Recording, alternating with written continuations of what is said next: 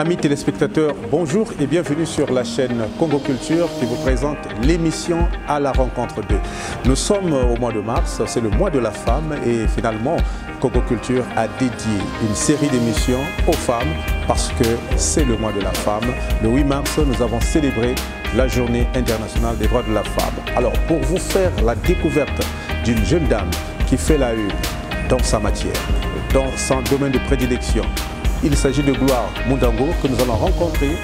Nous allons nous retrouver dans le cadre de l'émission À la rencontre d'eux avec Gloire Mundango.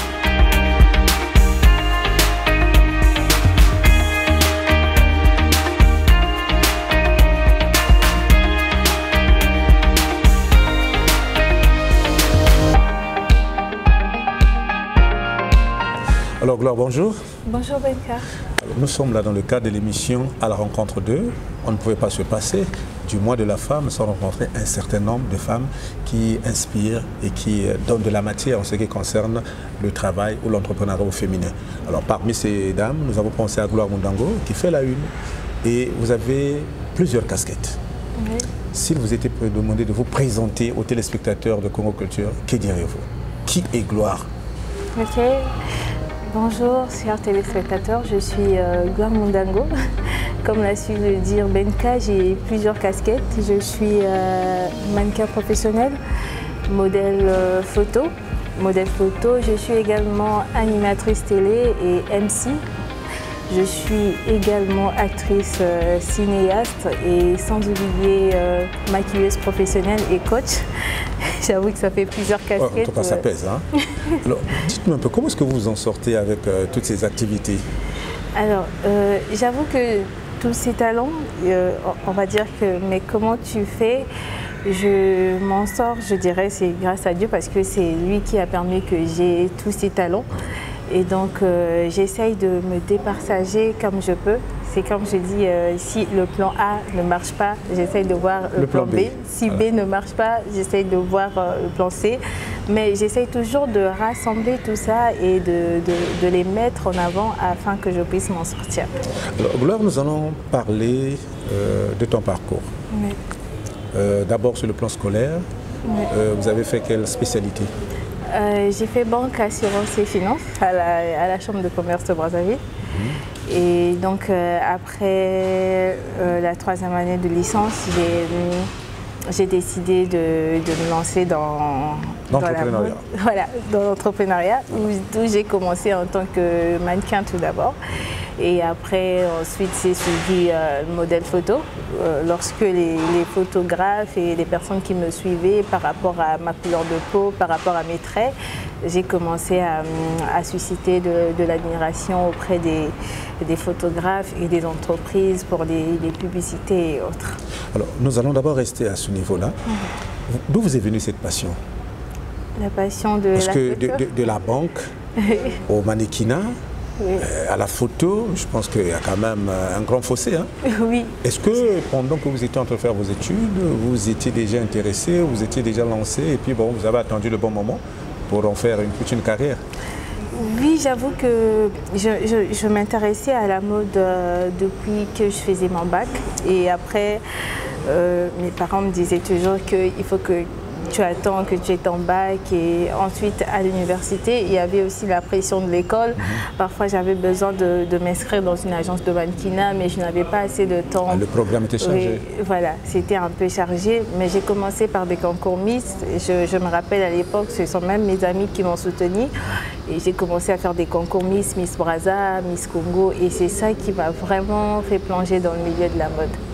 Lorsqu'on essaie un peu de discuter avec votre entourage, on nous dit qu'il y a des atouts en vous qui ont vraiment marqué les organisateurs des événements culturels, notamment votre teinture, la couleur de votre peau. Vous n'avez pas été tenté un jour à vous décaper la peau, vous maquiller comme toutes les autres filles qui le font aujourd'hui? Bon, tenter de me décaper, non, mais j'avoue que j'ai subi pas mal de moqueries voilà. depuis que j'étais toute petite. D'autres, jusqu'aujourd'hui, certaines personnes m'appellent sénégalaise et tout. On me dit que je suis sénégalaise. Quand je dis que je suis congolais, les gens ne croient pas.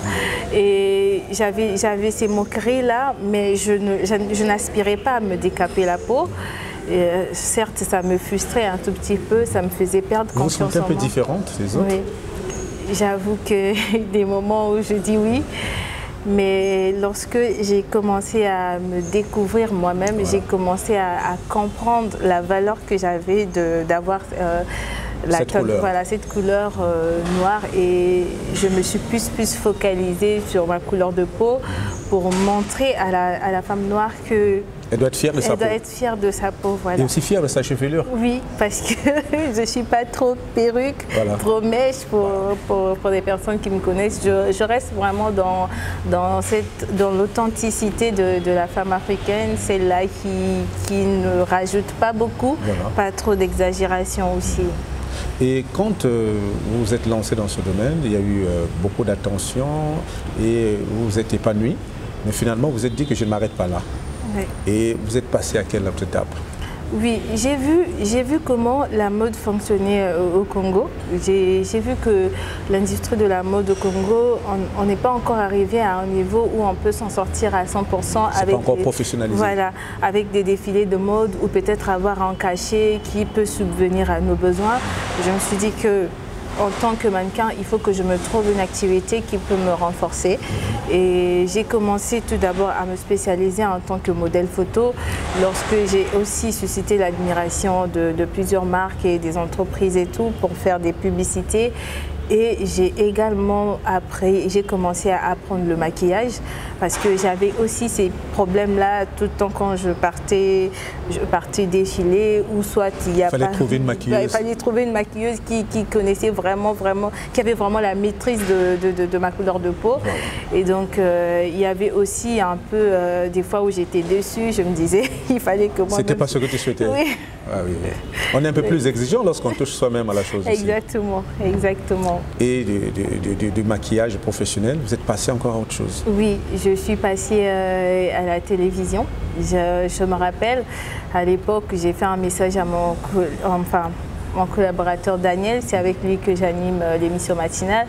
Je lui ai dit que je veux faire de la télé. Soit dit en passant, c'est Daniel Makaya. Oui, Daniel Makaya. Voilà, chers collègues. Voilà, je lui ai dit que je voulais faire de la télé. Il m'a dit, mais pourquoi tu veux faire de la télé? J'ai dit, je sens que j'ai ce talent-là de faire de la télé, que je peux exprimer à la télé. Je veux au fait ramener, je veux passer un message à la télévision pour dire que tout est possible. Les talents, il y a des personnes qui sont nées avec le talent et il y a d'autres qui forcent. Voilà. Et donc, je l'ai passé le message, il m'a dit OK. Et donc, c'est quelques mois après, donc c'était pas aussitôt. Entre-temps... Il y a eu un petit coaching. Oui, entre-temps, je commençais à me former tout petit peu dans les coulisses. Je commençais à m'intéresser à des événements. Donc, je faisais aussi de la co-animation des événements. Et c'est à partir de cela qu'un jour, Daniel m'appelle pour me dire que voilà, Gloire, j'ai trouvé une place pour toi à la télé. C'est là où j'ai débuté en tant que chroniqueuse à la DIR-TV. Oh. En tout cas, c'est un grand parcours de combattant, mais qui n'est pas encore à sa fin. Exactement. Puisque finalement, avec l'animation télé, oui, vous avez boosté votre carrière jusqu'à l'échelle internationale, puisqu'on vous a suivi avec l'émission Piégé, oui, du Canal+. Oui. Vous venez ici. Alors, comment se fait ces contacts-là? Alors, l'émission Piégé, vraiment, c'est l'animation télé et le talent des acteurs rassemblés. C'est ça qui a fait l'émission Piégée. On a reçu des annonces comme tout autre. Il fallait envoyer des vidéos où on faisait une petite présentation. J'ai envoyé, ça a marché, on m'a rappelé. Ensuite, on a fait une démonstration à l'Olympique Palace. Je me rappelle qu'on était près de 200 candidats. Wow. Pour combien de places? Pour 3 places. Wow. 3 places. Et après, ils ont rajouté encore 3 en supplément pour faire 6. Donc, on était 200. Après, là, c'était vraiment le talent d'acteur. Il fallait mettre en place. Donc, on vous dit de jouer un rôle, d'imiter peut-être des animaux, etc. C'était vraiment le talent d'acteur qu'on a mis en place. Et ça a marché grâce à Dieu. Et finalement, vous avez tourné cette émission-là. Voilà. Et c'était quelle séquence que vous avez eu à faire là? Vous avez piégé sur quoi exactement? Alors, j'ai piégé, j'ai joué les rôles de gorille, où j'étais dans la peau du gorille. Et j'ai joué également à l'handicapé qui aime bien danser. Et j'ai joué également à la mannequin séductrice au casino. Donc, ça faisait un peu partie des... Est-ce que vous avez eu le retour de tout cela? Ceux qui ont suivi, parce que c'est quand même Canal+, hein? Oui. Et qu'est-ce que les gens vous ont dit? Oui, j'avoue qu'après la diffusion, déjà lorsqu'on a commencé avec les tournages, parce que Canal+ est en train de communiquer sur les pages, et donc lorsque les gens me voyaient sur les pages de Canal+, ça a vraiment suscité de l'admiration envers ma personne. Ça m'a permis aussi à ce que les personnes qui ne me connaissaient pas puissent me connaître encore un peu plus. Même ceux qui doutaient de ton potentiel. Voilà, c'est ça. Comme on dit, il faut attendre, faire un premier pas pour que les gens puissent te donner de la valeur. Ça m'a permis aussi d'avoir un peu de poids aussi dans ce que je fais, et donc c'est un peu très intéressant. Alors Gloire, qu'est-ce que ça vous fait de partir du mannequinat jusqu'à MC, maître de cérémonie? Oui, vraiment tous les jours je me surprends moi-même avec les talents que je ressors. Vraiment, c'est comme je dis, c'est par la grâce de Dieu que ces talents-là sont en train de voir le jour. Je me dis juste que c'était en moi, mais il a fallu un temps pour que je puisse les développer. Et c'est ce temps-là que je suis en train de vivre, où je suis en train de mettre en avant tous ces talents-là que le Seigneur a mis en moi. Et donc le talent de MC aussi est sorti carrément de mon talent de présentatrice télé. Lorsque j'ai commencé à animer à la télé, et les gens ont commencé à me contacter pour que j'anime des événements, des masterclass. Les anniversaires, voilà, les masterclass. Les masterclass. Et aujourd'hui, je reçois beaucoup d'invitations pour les interventions, ou en tant qu'intervenante ou en tant que MC lors des masterclass. Et je me rappelle pour la première fois, c'était le brunch d'une collègue à moi, c'est une collaboratrice aussi. Et j'ai fait MC et intervenante en même temps. Donc au four et au moulin. Hein. Voilà, j'ai joué 2 rôles, c'était très bien. Et ensuite, je fais le grand public avec Daniel Makaya lorsqu'on anime un défilé de mode de Kiabi Fashion Show. On avait devant nous plus de 300 personnes et c'était vraiment la première fois où je me donnais devant un grand public, et même Daniel me dit « Waouh, Gloire, tu ne fais que m'épater ». Ben oui, quand c'est naturel, ça vient naturellement. Oui. Alors Gloire, lorsque on vous voit aujourd'hui faire toutes ces prestations, on a l'impression que vous avez 2 personnalités. On a une Gloire qui est timide, très calme, mais on a une autre Gloire qui déborde d'énergie devant le public. Alors, quand tu es en public, comment tu te sens? Est-ce que tu n'as pas cet effet de trac? Oui, le trac, ça ne manque pas, parce qu'à la base, je suis très timide. Ah oui, ça se voit. Je suis timide. Mais une timide qui ose. Oui, c'est ça. C'est ça, une timide qui ose. Mais j'avoue que le trac, ça ne manque pas. Quand je me retrouve devant un public que je ne connais pas, ça ne manque pas. Parfois, je suis un peu stressée. Mais lorsque je sors et que je me présente au public, c'est comme si j'avais ce truc-là qui me mettait en liaison avec le feeling qui vient naturellement. Il y a un feeling qui vient, et donc c'est ça qui me permet de me mettre à l'aise. Et après, pouf, je me lance. Alors, Gloire, vous êtes un cas atypique parce que vous avez fait banque et assurance. Oui. Et vous avez tourné le dos aux finances pour des raisons que nous n'allons pas évoquer ici, mais c'est la passion qui a un peu pris le dessus sur le métier. Et aujourd'hui, est-ce qu'on peut dire que vous vivez de votre art? Oui, je vis de mon art parce que je n'ai pas de travail. Je n'ai pas de travail et je paye mes factures avec ce que je fais, je paye ma maison avec ce que je fais, et donc je m'en sors avec ce que je fais. Donc c'est ce que je fais qui me permet d'acheter mon petit bout de pain, et voilà. Et quels sont les projets d'avenir? Parce que ce métier dans lequel vous vous êtes lancé, c'est un métier qui vous élève, qui vous met au-dessus de la mêlée, et qui fait que tout le monde, finalement, commence à vous admirer, commence à vous apprécier et commence à parler de vous en tout et pour tout.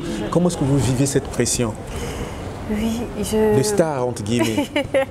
La pression de star. Parfois, lorsqu'on me voit, d'autres m'appellent star, d'autres m'appellent influenceuse. J'ai dit, bon, alors là, ça fait un peu trop, c'est trop de gros mots pour moi. Voilà. Les projets, pour moi, je veux transmettre ce que moi j'ai et ce que j'ai reçu. Okay. Au-delà des talents que je peux posséder, mais j'ai également eu des formations pour accompagner ce que je connaissais déjà. Et donc là, je suis vraiment en phase de formation parce que je suis en train de coacher. Je suis en train de transmettre ce que j'ai, ma passion, ce que j'aime et ce que je suis en train de faire. Et dans quel cadre vous formez plus précisément? Oui, là je forme en mannequinat, donc je fais le coaching personnalisé. Vous avez la possibilité de faire un coaching de groupe ou un coaching personnel, tout dépend de la disponibilité. Et je donne également des cours de mannequinat aussi à l'école EAD. Et donc oui, chaque mercredi à l'occasion de la journée culturelle. Et je suis aussi pas mal sollicitée pour des événements de Miss et autres pour le coaching.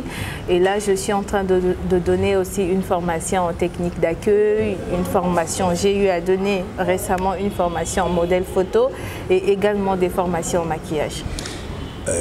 Avec toutes ces activités, est-ce que vous n'entendez pas à l'avenir vous organiser avec une structure bien établie? Bon, oui, j'avoue que je communique plus avec GM Beauty, mais je suis en train de mettre en place GM Consulting.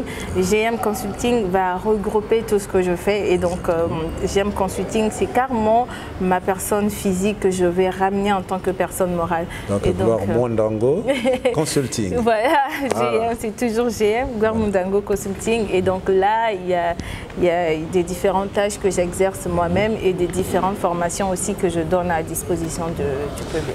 Gloire, nous sommes au mois de mars, oui. Comme qui dirait le mois de la femme. Oui. Et vous êtes une femme, une jeune dame qui se débrouille. Quel est le message que vous avez à transmettre aux jeunes filles qui s'adonnent à la basse besogne de la prostitution ou encore d'autres choses qui dévalorisent, qui dénaturent, qui désacralisent la femme? Oui. Alors, moi, je vais peut-être pas les juger, mais je pense que je vais dire que dans la vie, on a toujours le choix de choisir ce qui est bon et ce qui ne l'est pas. Les jeunes filles ou des femmes qui se lancent à la prostitution, il y a une raison bien sûr, mais on a encore cette possibilité-là de tout faire avec nos mains, de tout faire avec ce que le Seigneur nous donne comme talent et autres. Donc moi, ce que j'aimerais dire à la jeune femme congolaise est que les portes des formations sont ouvertes. Donc une formation vous fait un métier. Plus vous vous formez, plus vous apprenez un métier, ça vous donne la possibilité d'apprendre quelque chose et de vous rendre autonome. Aujourd'hui, on voit que le make-up est en train de prendre le dessus et ça devient même le gagne-pain de plusieurs jeunes filles. Il y a pas mal de métiers qui autour de l'entrepreneuriat féminin et donc j'encourage vraiment beaucoup de formations pour la jeune fille congolaise, qu'elle ne cesse pas d'apprendre, qu'elles essayent de trouver un métier qui peut correspondre à leurs besoins et qu'elles soient utiles à la société. En tout cas, c'est bien dit, Gloire. Et lorsque nous regardons avec le recul du temps, c'est vrai qu'il y a une catégorie de femmes qui se démarquent du lot en faisant des exploits, comme vous le faites d'ailleurs. Mais s'il faut revenir sur les droits de la femme, est-ce que vous avez des difficultés, est-ce que vous rencontrez des difficultés dans l'exercice de vos fonctions avant qu'on puisse clôturer? Bien sûr, parce qu'on n'a toujours pas cette liberté-là de faire les choses comme on le veut ou comme on le peut.